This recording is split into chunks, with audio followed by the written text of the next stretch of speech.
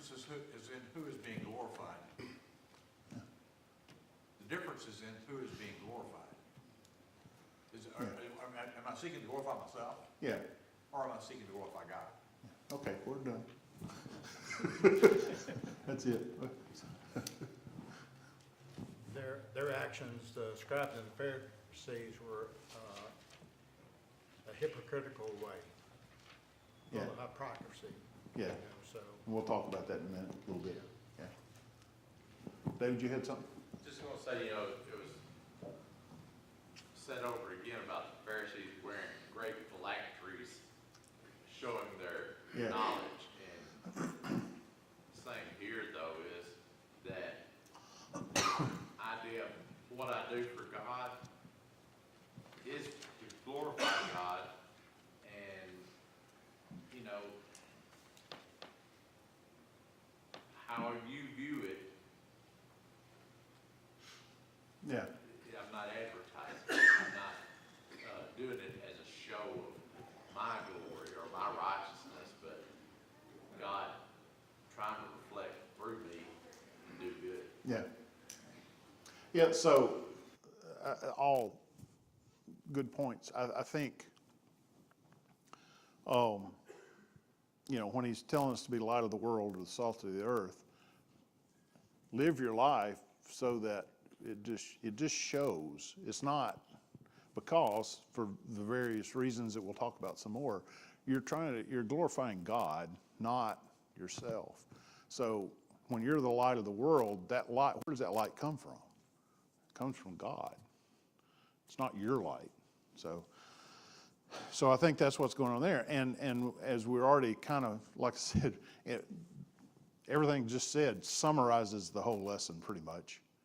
We can talk about some details about prayer and some things like that. But so in a sense, I could stop and okay, you'll all understand this, so I don't have to go any further. But as we were talking, he says one thing that's always been interesting to me. He didn't say if you pray, if you give, if you fast. He says when you do these things. He assumes you're doing these things. So they are part of your life. They're a regular part of your life. So when you do these things, basically don't do it like the hypocrites. Whose admiration and y'all have made this point, whose admiration you're pursuing matters. We all like to be affirmed. You like people to tell you, compliment you, admire you, acknowledge what you've done. We all like that, I think. It's hard not to like that, and to feel a sense of pride. And that's not totally wrong if people do praise you, as long as you try to make sure you're pointing it back to God as the reason these things happen. If it's coming from within, from the heart, as he's just been talking about it and all that before that. So, yes, sir. This is the time of year we hear a lot about giving and things of this nature, but it really amazes me that I sit there and watch some of these commercials and stuff, and these companies will say, well, we've given $250,000 this year to this particular thing. And you sit there and you think about, they had to say it for themselves. I mean, what is their goal in doing this? Well, it's for you to admire that company and Right, think maybe I so should do that you business think that with they're a good company, and my company does basically that. we're doing the same thing here. We like for people to think that we're good people. Right. But we're missing the whole point if we're doing this to get ourselves picked up a little bit, as opposed to doing the deed for others. And I've done things for others, and I don't want to repeat them. That's something that I've done that I'm supposed to do. God sees what happened, and I don't need to say, well, hey, I gave so-and-so or for done this or what. We're missing the point if we're there. Yeah. So, this reminds me of something I thought of because as we're talking about these different actions, and we're talking in a class setting, so if one of y'all describes something you've done, It's okay. This is a class, it's an example for, you know. So, as long as you don't raise your hand just to describe it, so we'll all think, oh, he's great. So, but that crossed my mind. How can I get everybody to talk if I'm telling them, don't talk about what you. Yeah, so, yeah. Okay. So we all like to be affirmed, we like to be admired. And I'm gonna come back to the point you're making as well. And he talks about, well, okay, let me shift for just a second. I think there's another example of this in a story I really like. It's not exactly the point that it's in the scripture for, but it illustrates what's going on, what he's talking about in the Sermon on the Mount. The widow's offering, the widow's mites. It's in a couple of the Gospels, but in Mark 12, starting in verse 41, and he sat down opposite the treasury and watched the people putting money into the offering box. Many rich people put in large sums. And a poor widow came and put in 2 small copper coins, which make a penny. And he called his disciples to him and said to them, truly I say to you, this poor widow has put in more than all those who are contributing to the offering box. For they all contribute out of their abundance, but she out of her poverty has put in everything she had, all she had to live on. Now, the point he's making is she was sacrificially given where the others won't, but it kind of describes how giving occurred at church. So there was an offering box, and you'll see this in even some churches, some Christian churches today, an offering box, and what kind of, since we're still in COVID giving mode, kind of like that here. And if you wanted to make a big deal out of it, as you walk in the auditorium, if you were, just as an example here, if you wanted to make a big deal out of it, number one, you wouldn't write a check, because who can tell what the check says? Walk in, pull out a wad of cash, and toss it in there while everybody's looking. That's kind of the idea. And that's what the rich people were doing. They were coming in and look how much I'm giving. So I think that's a good example there. But they were being hypocrites because they were doing it, or you go out and give to the needy and you would go down the streets. He says with trumpets. I don't know if that really happened, but you're telling everybody, hey, I'm going to go into the poor neighborhood and give out all this stuff. Look at me. But it says they were hypocrites. Now, what's a hypocrite? The original word, I mean, it was an actor. Yeah, so it was actors in a play. So you're putting on a false face. Nothing wrong with being an actor in a right situation, but if you're just acting, you're not doing it for the right reason. You're just doing it for show. I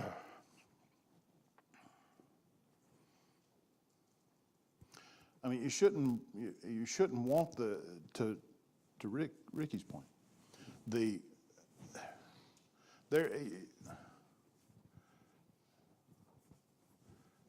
there's a sense that all of this is just what you're supposed to do. Go ahead. I don't have much, but sometimes I give like clothes and Yeah. stuff and donate it to like Goodwill and things like that. And all the time they ask me, do you want to do the tax deductible thing? Right. And I always tell them no. Yeah. And they're always surprised.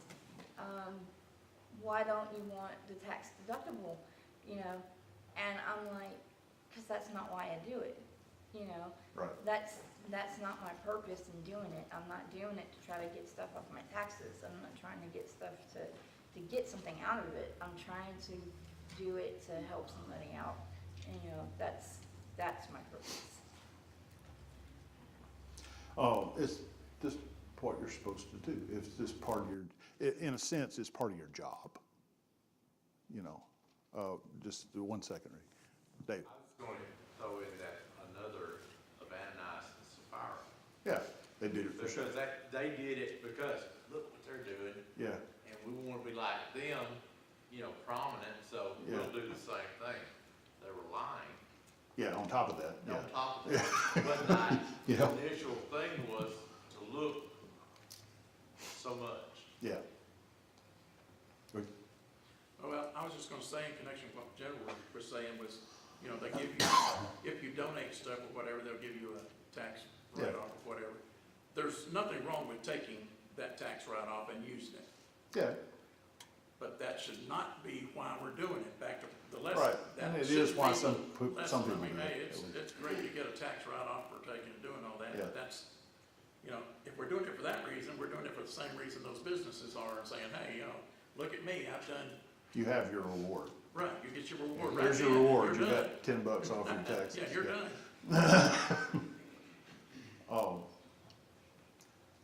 What was I saying? When you're, like at work, when I'm at work, I have a few people that work for me. Sometimes you'll get a person with an attitude of, they're doing their job, but that's really all they're doing. They're doing their job. They're doing what we hired them to do. And you get this sense of entitlement, like you should reward me for that. It's kind of the same idea, but it's like, well, I am rewarding you. You have a job. We're paying you to do this job. You're not going above and beyond. And there's a sense that and in reality, as Christians, there's not really any way we can really go above and beyond. How? In God's eyes, how are you going to go above and beyond what He's done for us? And I think that's a sense of what we're talking about here, and I'll come back. We'll talk about that a little more. Go ahead, Dave. Just gonna say is, asked in winning or in achieving something, I was asked, well, you won this contest. I said, I didn't even know there was a contest. And they said, well, how did you? I said, well, I had a philosophy of the source is scriptural. Whatever I put my hand to do is do unto the Lord. Y'all just get the benefit. Yeah, you happen to be here. Yeah. I'm doing my best, but, Yeah, and I think that's part of the point here. So, one last thing, and of course, this all recurs as we talk through these different things, is when you do it in order for people to see you, he says this over and over, they have their reward. And that's just it. Your reward was that admiration you got from other people. Okay.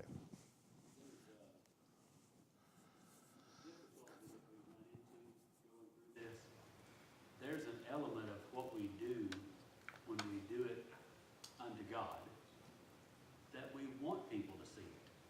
Yeah, the light shining part. Light Yeah, shining, yeah. it sets a good example. It lets Yeah. people see what righteousness and holiness looks like in a person.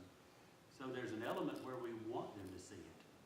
But when you've got the external and the internal, while we want them to see it, to see good in action, we're not wanting them to see it to praise us. Yeah, We are wanting to glorify God. yeah. And sometimes when we study through something like this, we get hung up on the idea of, okay, everything good that I do, I need to make it secret where nobody will ever see it. But then nobody sees the good that's being done. Yeah, So yeah. we need the external to be seen.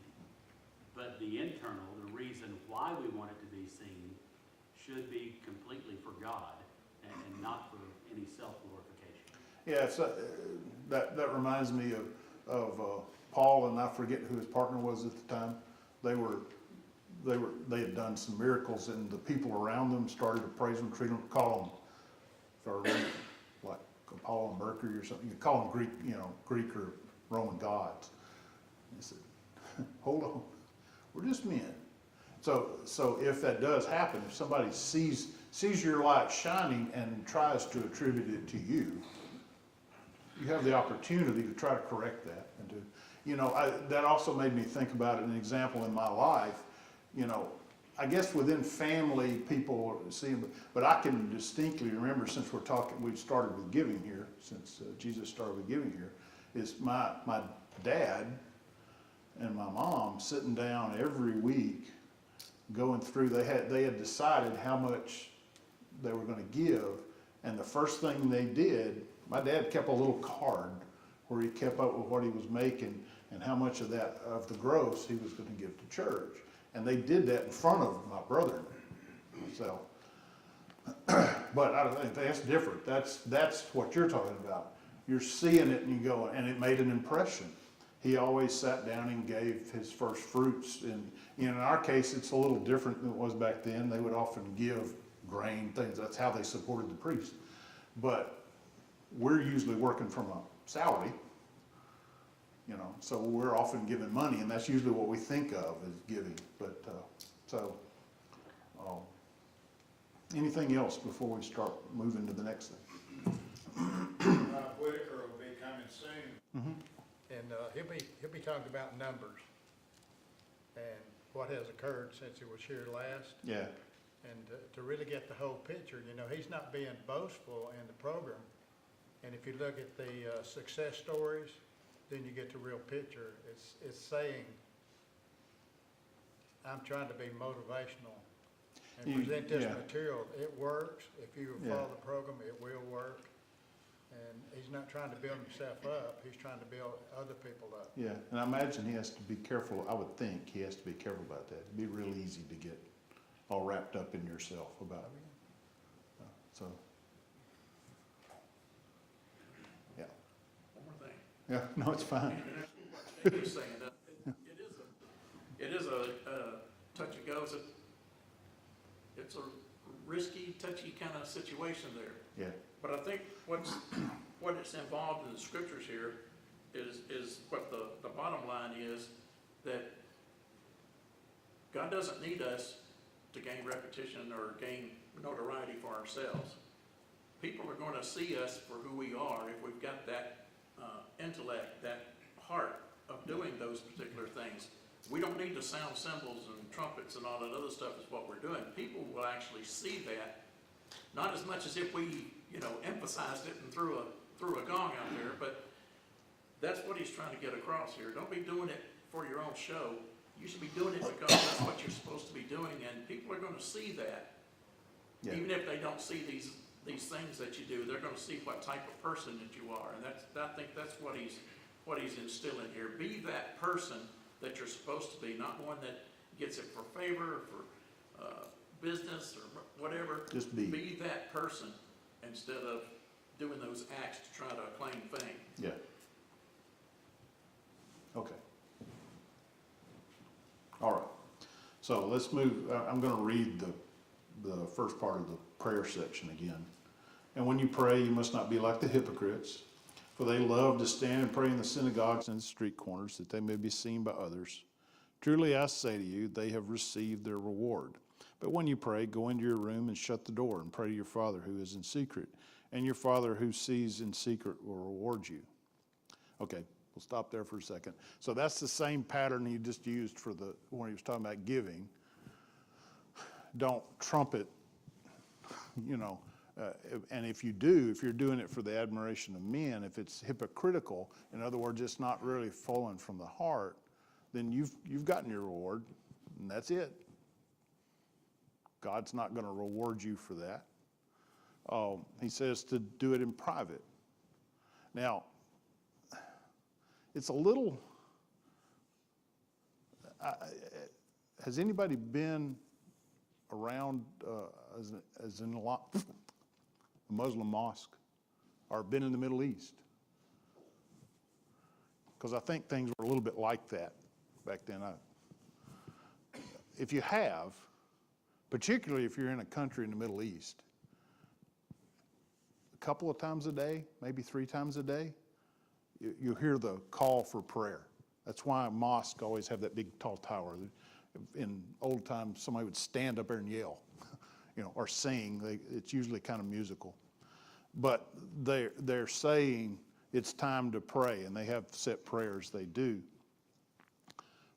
Now, generally, you don't see them stop in the middle of the street. And, I mean, y'all all know, you've seen it on the news and stuff, they put down the rug and they have some kind of rote prayers, which we'll talk about that too in a minute.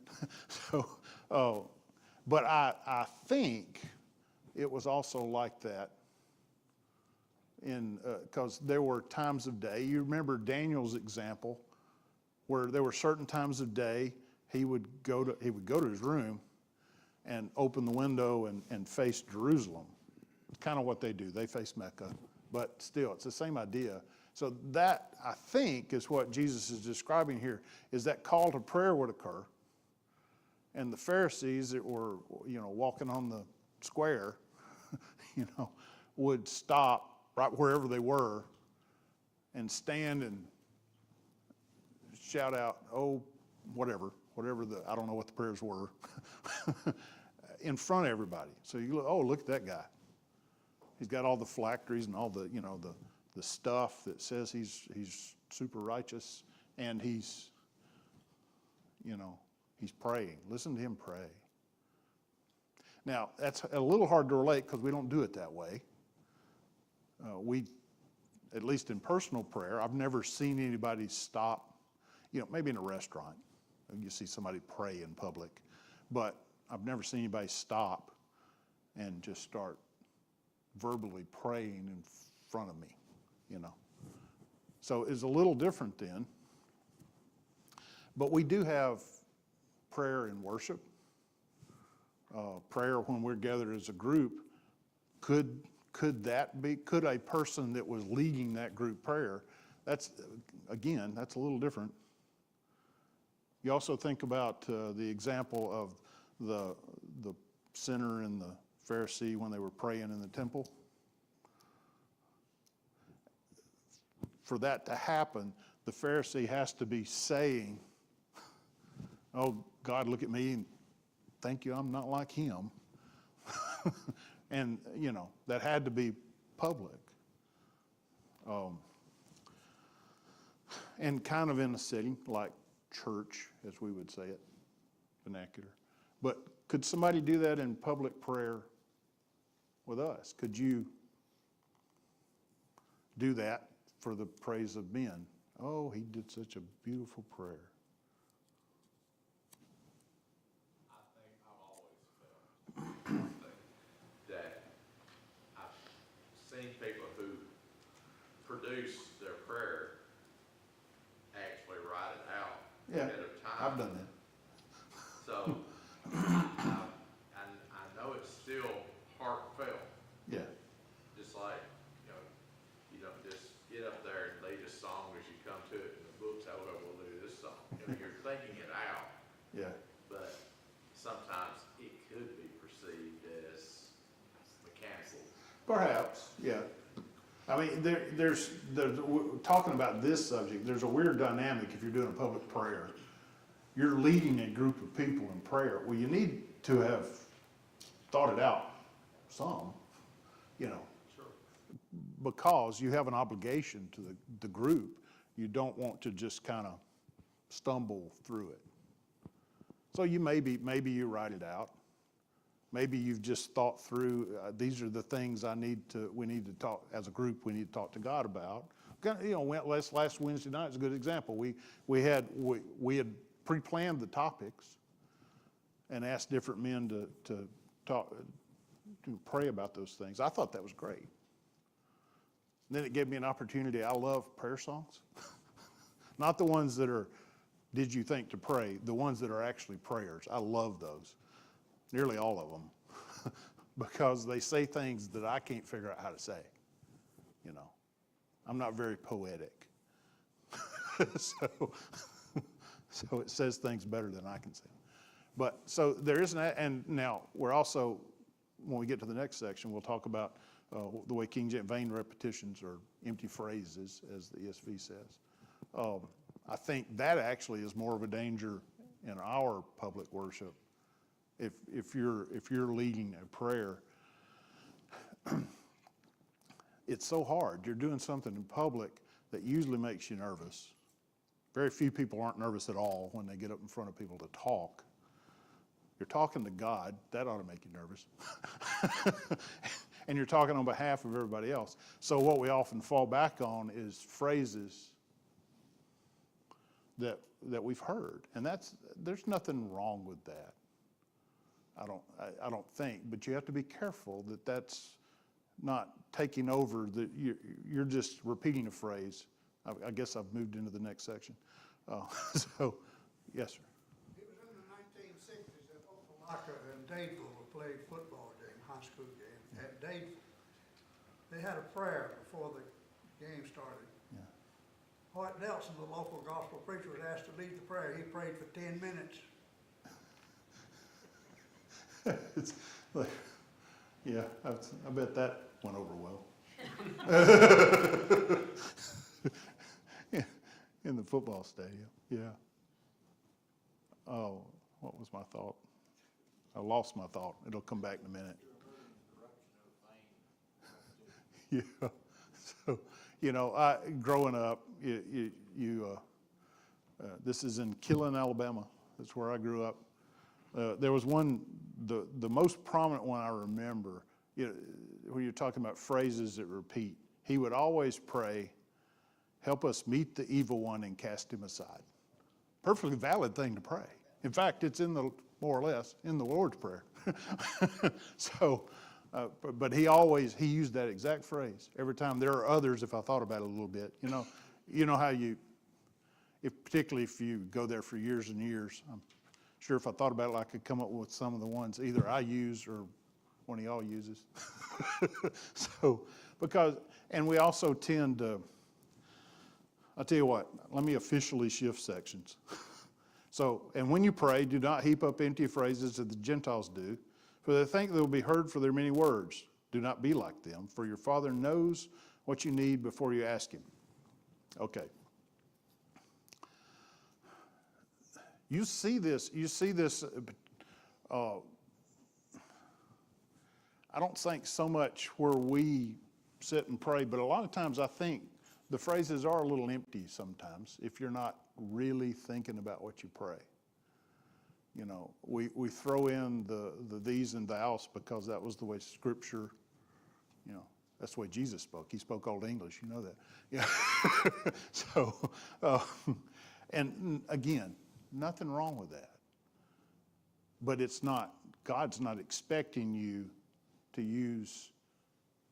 be reverent, but you don't have to, thee and thou is not necessarily more reverent, it's just old, really.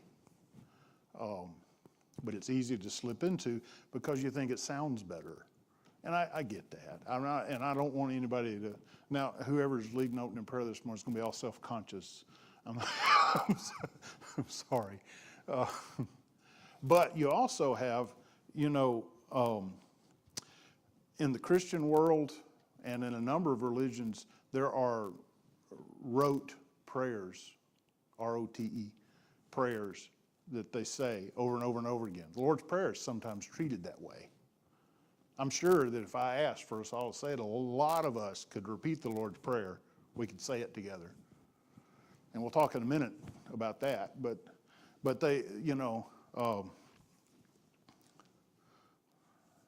since we just had all the college football, Hail Mary, that's a prayer. Hail Mary, full of grace, yeah. They repeat. They pray, that's a Catholic prayer.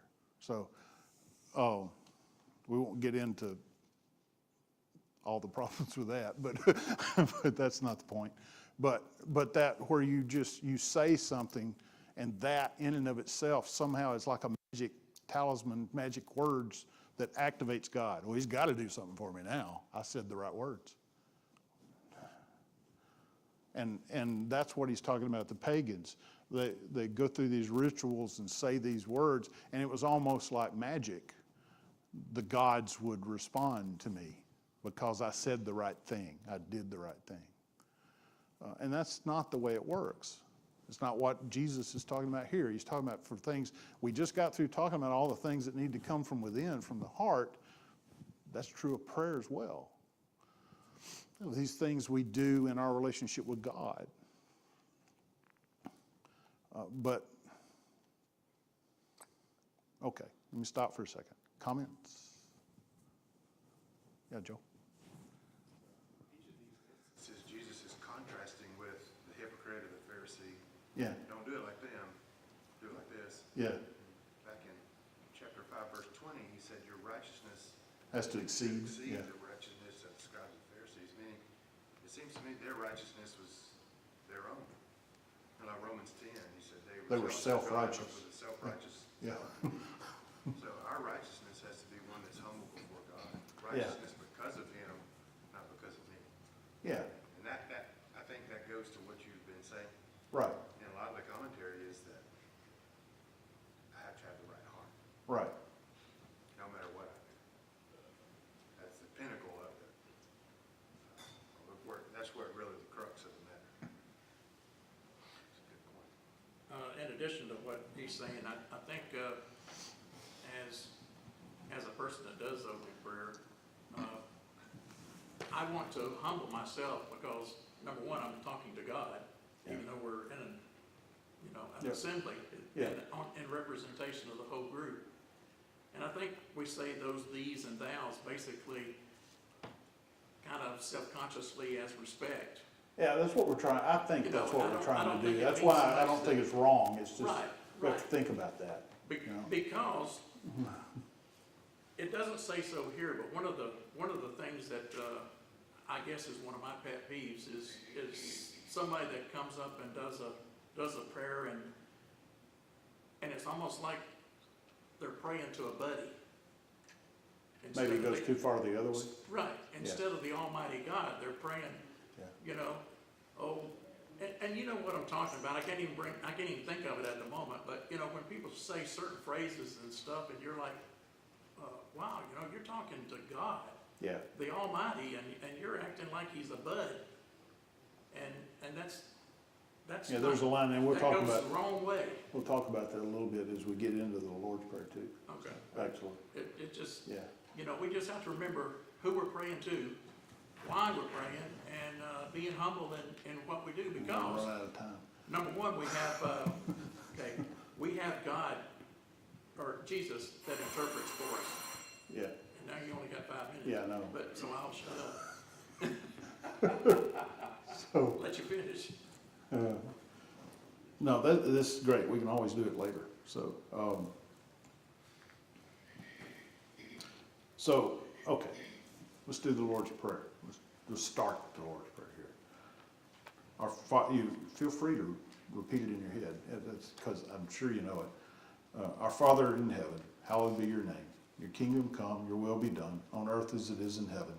Give us this day our daily bread, and forgive us our debts, as we also have forgiven our debtors. Lead us not into temptation, but deliver us from evil. For thine is the kingdom, the power, and the glory forever. Amen. Now, that's not in the ESV. I think if you're using King James, New King James, that phrase is at the end of the Lord's Prayer, right?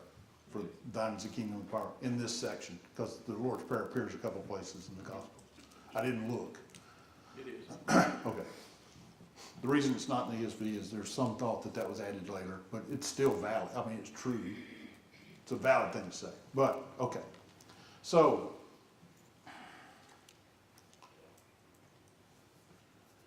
what I want to do in the 5 minutes I've got left. So let's talk, we'll come back to the, I'll skip Jesus does say, our Father. So there is some closeness. You know, you're talking about people being too familiar. There's still, I mean, you're saying our Father, so there's obviously some familiarity. So you can, you go too far the other way where God's some sort of, I don't know what the example is here. But what I want to spend time on, since I've only got a few minutes, Wednesday night, when we were doing the prayer service, and he's not here, so I can embarrass him. So Ed, in his prayer, I don't remember what his subject was, but when he opened his prayer, it says, "Our Father in heaven, hallowed be thy name." I'm sorry, learned it in King James, so these and thous are going to come out. Hallowed be thy name. Well, Ed in his prayer started that way, praising God. And it was awesome. Not to, but he did. It was fairly lengthy for a public prayer like we do. It was fairly lengthy where he just praised God. And I think we forget that a lot. One thing that occurs to me, and while that is occurring to me, turn to 1 Chronicles, chapter 29.